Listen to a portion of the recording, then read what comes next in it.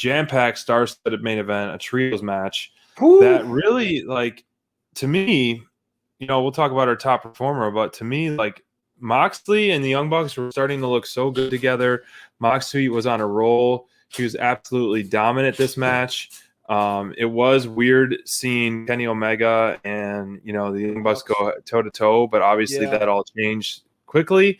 We got some nice, typical Young Bucks stuff with their combos and their sweet combos.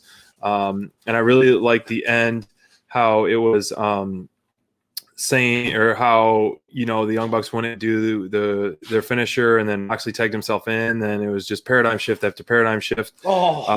You called it, man. Last week, you called it. And I said, no. I said, no way are we getting that swerve where the Young Bucks turn on Moxley. I said, no, I can't see this. And now you definitely called it. Props to you for doing that. Go back, rewind, and watch episode 28, and you'll see that. And I was absolutely I didn't want that to happen, because the Young Bucks have been flipping over more than pancakes, flip-flop McGee. So it's just like, I don't understand their direction right now. Obviously, there's a bigger picture, but, like, talk about spray tans as well. You saw Matt Jackson's tear running down his eyes. I was wondering if you got that. Maybe him and MJF go to the same spot, or something. So I thought it was a hard-fought main event. To me, though, like, the momentum was, like, kind of running low for me watching the show when it came to the main event, because just when I see Good Brothers, it just gives me a sour taste, and I have absolutely no interest in them at all. But we knew something. We had a feeling something was going to happen. It wasn't going to be a clean win and just be done with the show. So what did you think about this, man? Young Bucks turning again.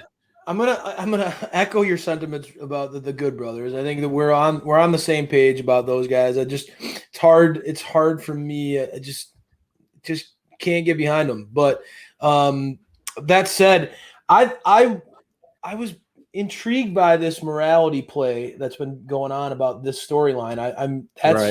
To me, I've really been. They've got me invested. They got me the hook in the cheek when it comes to the Young Bucks and the Kenny drama and that saga. And I don't think it's over yet. I really don't. I think that, we're going to still see the Young Bucks struggle. And I think that's a good thing, man. I think that, like, yes, wrestling tends to work best when there's a clear-cut heel and a clear-cut babyface. Like when we get to see a Jade versus Red Velvet, right? We talked about Thunder versus Britt. When you get to see these matches where there's a clear-cut good guy versus bad guy, that's what it makes wrestling. It's bread and butter. It's wrestling 101. But wrestling is also a beautiful thing in that it can be a reflection of reality and those relationships, man, like the depth and how many times have we had those moments where you get pulled back to a friend that maybe isn't best for you, right? Like those things happen. And I think that inner turmoil that you wrestle with, do I do this even though that's not how I want to roll with my life anymore? But I love this guy, and so you see that play out with the Bucks. I think that they undoubtedly have a lot of history with Kenny and a lot all these amazing things that have happened in their career, and the foundation of AEW has been laid because of that relationship. So yeah, it would be incredibly hard to turn your back on all that and walk away. And I think that plays off of real emotion, off of real, true relationships. And that's how life works. But we know that they see Kenny's gone off the tracks, man. This is not the same Kenny that started the AEW. This is not the same Kenny. Ever since his frustration with Hangman and sort of the falling out that those guys had, Kenny's really gone off the deep end, and he's lost it, and he's become. He really has. So to a point where it's understandable that the Bucks have this inner turmoil, and that's what I find fascinating. So I can navigate my way through my distaste for the Good Brothers, and cling on to the good of this, because I really think that this it's complex. It's I don't know. You don't see this kind of storytelling in wrestling all the time, man. There's not True. a lot of times it's very cut and dry, black and white. Like, I want to get my title shot. I want an opportunity, stuff like that. This is complex stuff, man. This is like, loyalty, like even in the face of going against your inner compass, like loyalty versus morality and idealism versus like, versus action. I don't know. There's a lot of things they're layered in this.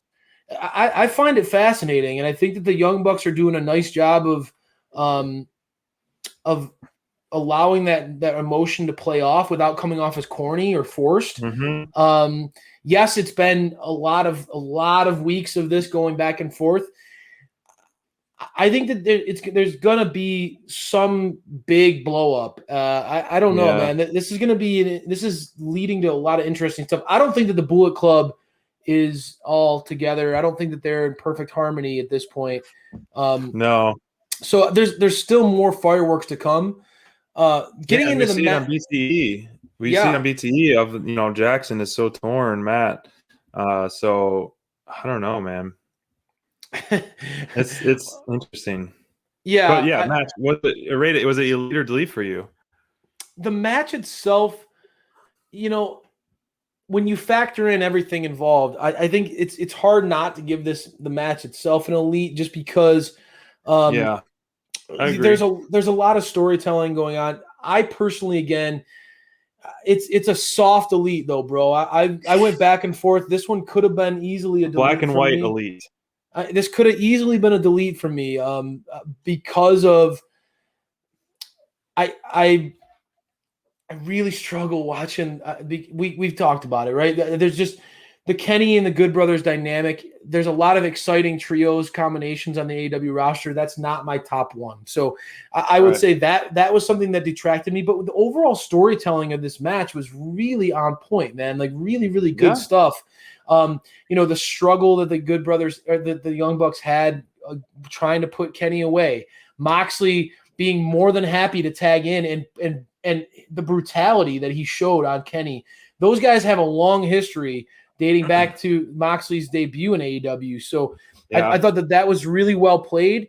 Kingston coming down the ramp, trying even on a broken leg, trying to come make the save. That was nice. There's a lot of cool stuff that happened in this match. And whenever we get Don Callis on commentary too, I know you always enjoy that. So I thought it was a good match. It was a good overall segment. Certainly planted seeds and furthered that story that I'm really fascinated by, and that's what's got me going.